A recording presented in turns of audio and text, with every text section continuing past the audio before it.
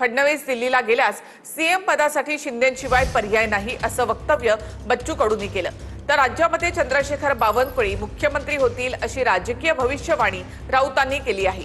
मात्र दिल्लीला जाणार असल्याच्या चर्चांची फडणवीसांनी खिल्ली उडवली आहे। मी परवाच दिल्लीमध्ये जाऊन आलो असं फडणवीस म्हणाले। देशभरात केंद्रीय मंत्रिमंडळ विस्ताराच्या चर्चा सुरू असताना राज्यातील नेत्यांच्या वक्तव्यांनी मोठी खळबळ उडाली आहे। राज्यातील काही नेते मुख्यमंत्री फडणवीस दिल्लीत जाणार असल्याचा दावा करतायत, तशा प्रतिक्रियाही देऊ लागल्यात। मात्र फडणवीस दिल्लीत गेल्यानंतर राज्याच्या मुख्यमंत्रीपदी कोण याच्याही चर्चा सुरू झाल्या आहेत। नावांची घोषणा करण्यासाठी नेत्यांची स्पर्धा रंगली आहे। फडणवीस दिल्लीत गेल्यास राज्यात शिंदेशिवाय पर्याय नाही असा दावा नुकतेच शिंदेच्या शिवसेनेत प्रवेश करून आमदार झालेल्या बच्चू कडू यांनी केलाय।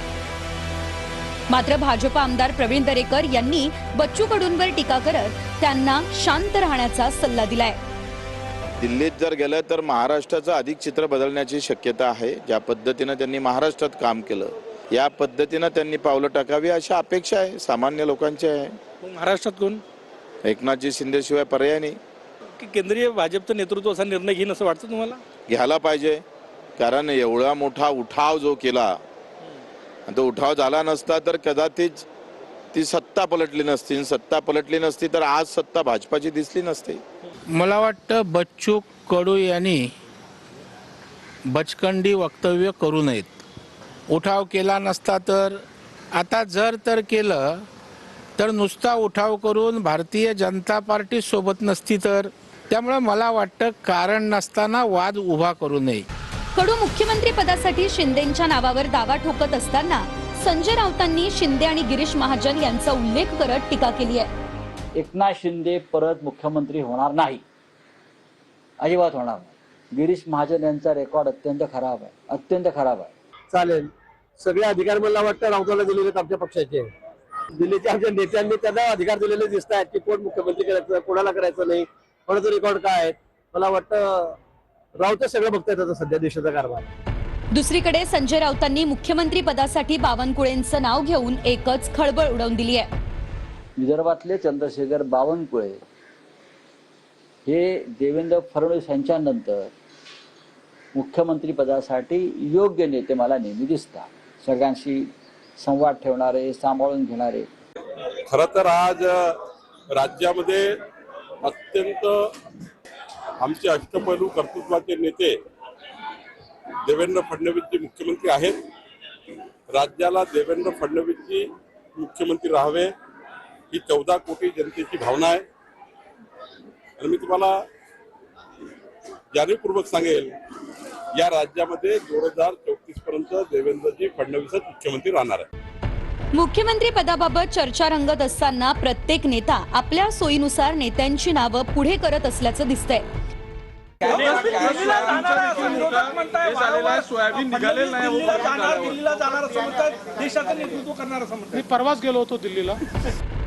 मी परवाच दिल्लीला जाऊन आलो। दरम्यान आता केंद्रातील मंत्रिमंडळ विस्तार नेमका कधी होतो आणि कुणाला केंद्रात संधी मिळते आणि कुणाचा पट्टा कट होतो हे येत्या काही दिवसांमध्ये स्पष्ट होणार आहे। पवारांच्या राष्ट्रवादीचे खासदार मोहिते पाटलांनी अभियंत्याला शिवीगाळ केली आहे। सोशल मीडियामध्ये ऑडिओ क्लिप व्हायरल झाली आहे। माळशिरस पंचायत समितीच्या एका अभियंत्याला त्यांनी शिवीगाळ केली आहे। शरद पवारांच्या राष्ट्रवादीचे माढ्याचे खासदार धैर्यशील मोहिते वादात सापडले। माळशिरस पंचायत समितीच्या एका अभियंत्याला शिवीगाळ करतानाची एक ऑडिओ क्लिप व्हायरल झाली आहे। हॅलो, हा नमस्कार। शिवराजला पाठवतोय तुझ्याकडे। हा, ते सगळं तयार करायचं आणि सकाळी माझ्याकडे घेऊन यायचं। आम्ही सोलापूरला घेऊन यायचं, समजलं ना? उद्या सकाळी, नाही तर तिथे येऊन हातपाय तोडीन पंचायत समितीत, समजलं का? ए माझं ऐकू येतंय का तुला? हा, सोलापूरला उद्या सकाळी सांगायला लागलोय मी तुला। नाही आला तर याद राख, तुला दाखवतो। काही दिवसांपूर्वी संजय दिना पाटलांनी पत्रकारांना अशी शिवीगाळ केली होती। ते प्रकरण राज्यभरात गाजलं होतं। आता खासदार मोहिते पाटलांची शिवीगाळ करतानाची ऑडिओ क्लिप व्हायरल झाली आहे। विषय खूप गंभीर आहे। त्या अधिकाऱ्याला मारहाण झालेली आहे, दार लावून त्याला मारहाण केलेली आहे. मी पोलिसांना सूचना दिलेल्या आहेत की संबंधित त्याच्यामध्ये जो दोषी आहे त्याच्यावर FIR दाखल करण्याच्या पोलिसांनी कारवाई करण्याच्या सूचना दिलेल्या आहेत आणि पोलीस कारवाई करतील. या जिल्ह्यामध्ये कुणाची दादागिरी खपवून घेतली जाणार नाही. डोंबिवलीच्या शास्त्रीनगर रुग्णालयामध्ये डॉक्टर, नर्स आणि कर्मचाऱ्यांना शिंदेचा नगरसेवक रमेश म्हात्रेनं मारहाण केली होती.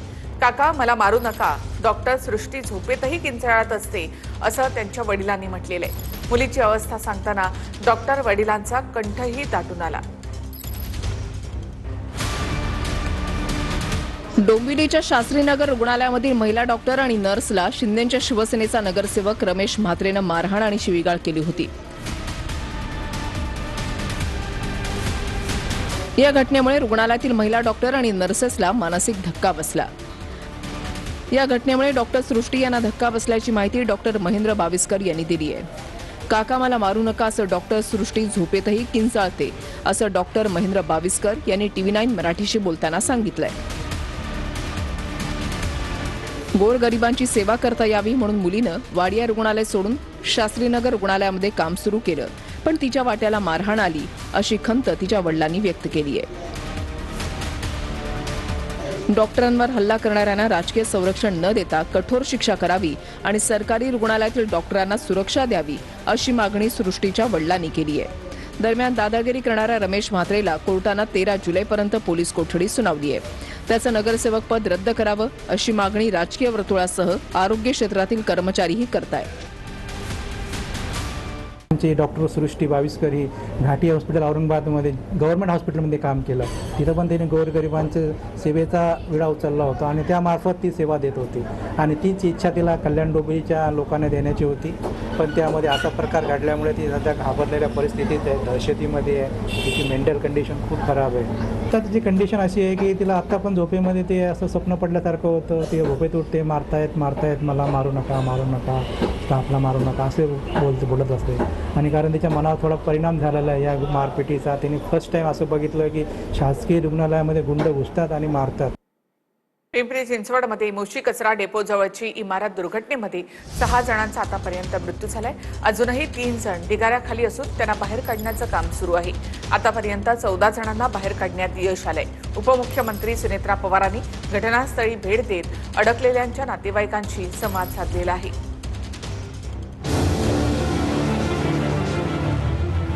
पिंपरी चिंचवडमधील मोशी कचरा डेपोजवळील इमारत दुर्घटनेमध्ये 6 जणांचा मृत्यू झालाय. अजूनही 3 जण ढिगाऱ्याखाली असून त्यांना बाहेर काढण्याचं काम सुरू आहे.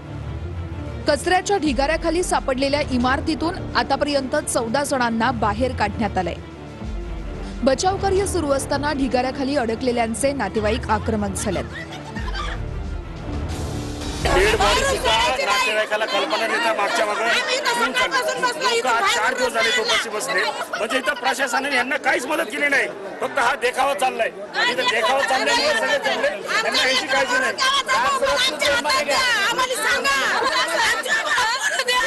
गरीबाचं लेकरू मेले तिथं. त्याच्यामुळे यांना इथं घेणं एखादा मंत्री, आमदार, खासदार कुणाचा कोणी अटकला असताना तर इथं 200 नाही 400 जीसीबी तर लागले असते. कुणाची तर मुलगी, कुणाची तर बायको, कुणाची तर आई इथं वाट बघते की माझा मुलगा, माझा नवरा, माझे पप्पा येतील म्हणून. परंतु एवढा काळ उलटून सुद्धा इथे यायला कोणी तयार नाही. त्या सरकारचा हा निष्काळजीपणा. एवढी मोठी दुर्दैवी घटना न होता कुठलेही मुख्यमंत्री इथे आले नाहीत. मोशी दुर्घटनेमध्ये अक्षय सावंत आणि राहुल गायकवाड या दोघांचा मृत्यू झालाय. अक्षय सावंत यांचा मृतदेह गुपचूप नेल्यानं नातेवाईकांनी गोंधळ घातला. मुख्यमंत्री फडणवीसांनी मोशी प्रकरणामध्ये चौकशीचे आदेश दिलेत. या संदर्भात पूर्ण चौकशीचे आदेश दिलेले आहेत.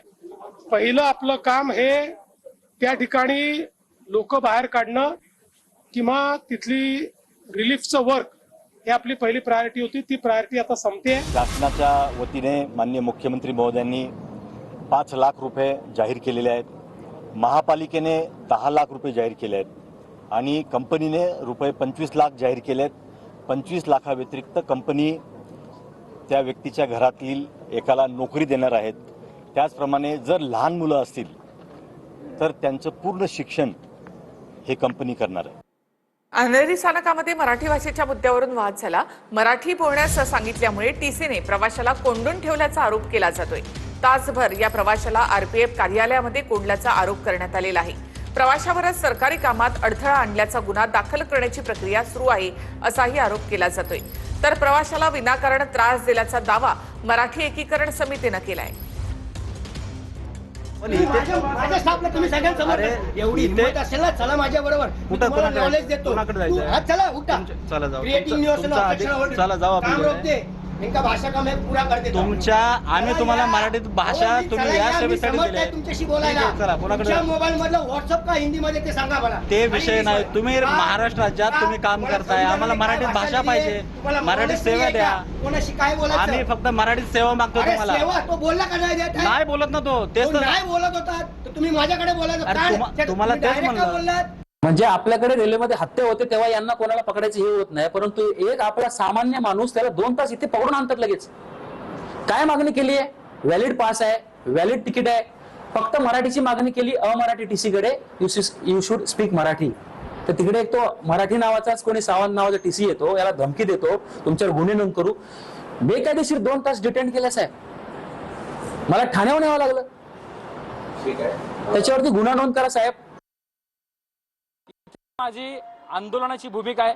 हे रेल्वे असे प्रकार किती वेळा करणार आहे असा मराठी एकीकरण समितीचा माननीय मुख्यमंत्र्यांना प्रश्न आहे.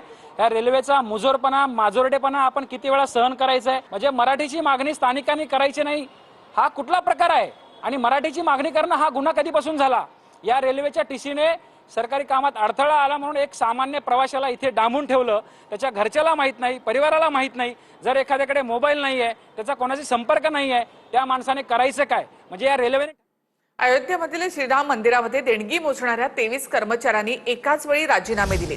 राम मंदिरामध्ये चोरी झाल्यानंतर भाविकांकडून 500 रुपयांच्या नोटांऐवजी आता 10 रुपये किंवा 20 रुपयाच्या नोटा दानपेटीमध्ये टाकण्याचे प्रकार वाढले. नोटा मोजणीला जास्त वेळ लागत असल्यामुळे या कर्मचाऱ्यांनी अखेर राजीनामे दिले. अयोध्येतील राम मंदिरात दान चोरी प्रकरण समोर आल्यानंतर त्याचा मोठा फटका आता मंदिर प्रशासनाला बसू लागलाय. पूर्वी दानपेटीत दान म्हणून येणाऱ्या नोटांचं प्रमाण आता घटलंय. त्याऐवजी लोक आता सुट्टे पैसे किंवा 10 आणि 20 रुपयांच्या नोटा दानपेटीत टाकू लागले. त्यामुळे कामाचा ताण वाढला असल्याचा दावा करत मंदिरातील 23 कर्मचाऱ्यांनी राजीनामे दिले. पूर्वी 500च्या नोटांचे 70 ते 80 बंडल दिवसाला तयार व्हायचे. आता चोरी प्रकरणानंतर हे दान घटलंय. आता दान घटलं असलं तरी सुट्ट्या पैशांमुळे कामाचा ताण वाढल्याची तक्रार कर्मचाऱ्यांनी केली आहे. दान चोरी प्रकरणामुळे मंदिराला मोठा फटका बसतोय. आधीच भाविकांची संख्या कमी झाली आहे, त्यामुळे दानही घटलंय. त्यामध्येच 23 कर्मचाऱ्यांनी राजीनामे दिल्यामुळे मंदिर प्रशासनाची चांगलीच डोकेदुखी वाढली आहे. दुसरीकडे आरोपींच्या नातेवाईकांची बँक खाती पोलिसांच्या रडारवर आहेत. गैरव्यवहार करणाऱ्या 8 आरोपींना पोलिसांनी यापूर्वीच अटक केली आहे. आता त्यांच्या 50हून अधिक नातेवाईकांच्या बँक खात्यांची चौकशी सुरू करण्यात आली आहे. अपहार केलेल्या पैशांमधून कोणते व्यवहार झाले याचा शोध पोलिसांकडून घेतला जातोय. तर राम मंदिर दान चोरी प्रकरणी चंपतराय यांच्यासह सहनियुक्त केलेल्या पदाधिकाऱ्यांची नार्को टेस्ट करा अशी मागणी माजी मंत्री सुबोध सावजी यांनी उत्तर प्रदेशच्या राज्यपालांकडे केली आहे. पवार कुटुंबामध्ये सनई चौघडे वाजणार आहेत. पार्थ पवार आणि कायनाथ धर यांचा 29 जुलैला साखरपुडा पार पडणार आहे. कायनाथ धर यांचे पवार कुटुंबाशी कौटुंबिक आणि जिव्हाळ्याचे संबंध आहेत. राष्ट्रवादी काँग्रेसचे नेते पार्थ पवार आणि कायनाथ धर यांचा 29 जुलैला साखरपुडा होणार आहे. पुण्यातल्या एका फार्म हाऊसवर हा कार्यक्रम होणार आहे. रेवती सुळेंच्या लग्नात कायनाथ धर ही पार्थ पवार आणि सुनेत्रा पवार यांच्यासोबत दिसली होती. तेव्हापासूनच पार्थ पवारांसोबत तिचं लग्न होणार अशी चर्चा रंगली. या चर्चांवर अखेर शिक्कामोर्तब झालंय. कायनाथ धर मूळची काश्मीरची असून सध्या ती दिल्लीमध्ये वास्तव्यास आहे. पवार कुटुंबाशी तिचे कौटुंबिक आणि जिव्हाळ्याचे संबंध आहे. यापूर्वीही ती पार्थ पवार यांच्यासोबत काही सार्वजनिक कार्यक्रमांमध्ये दिसली होती. मध्य प्रदेशमधील प्रसिद्ध महाकाल मंदिरात दोघांनी एकत्र दर्शन घेतलं होतं. रेवती सुळे यांच्या लग्नातली पार्थ पवारांसोबतची त्यांची उपस्थिती चर्चेचा विषय बनली होती.